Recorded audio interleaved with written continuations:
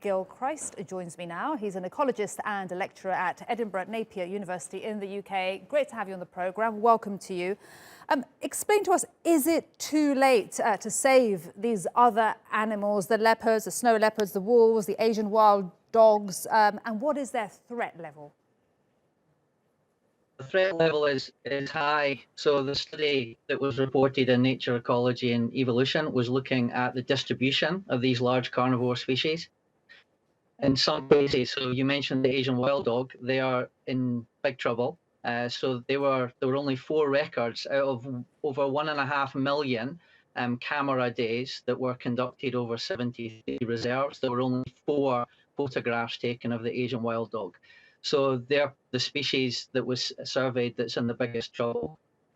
It's not so bad for snow leopards. Snow leopard camera recordings were substantially higher. So it's fair to say that all 4 of the species that you've mentioned are all in big trouble and require concerted conservation efforts over and above what's been put into action for the panda, which clearly isn't working for these guys.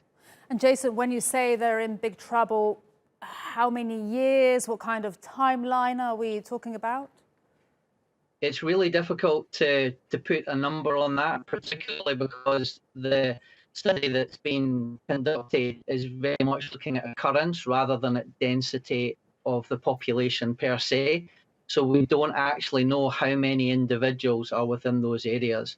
But one of the conclusions, based on the very low number of camera records of photographing these large carnivores, is that it's quite possible that in particular the wolf and the dhole, the Asian wild dog, that they're what ecologists call functionally extinct, which is a little bit like the living dead, and then you have a small number of individuals who are living in the area, but for their long-term survival species within that protected area or that geographical area, that they are very unlikely, to be sustainable in the populations.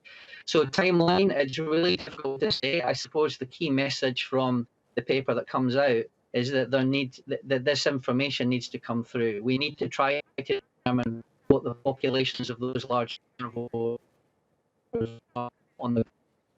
There needs to be conservation action targeted at those species. Otherwise, it's inevitable that they won't just be functionally extinct; they'll be completely extinct.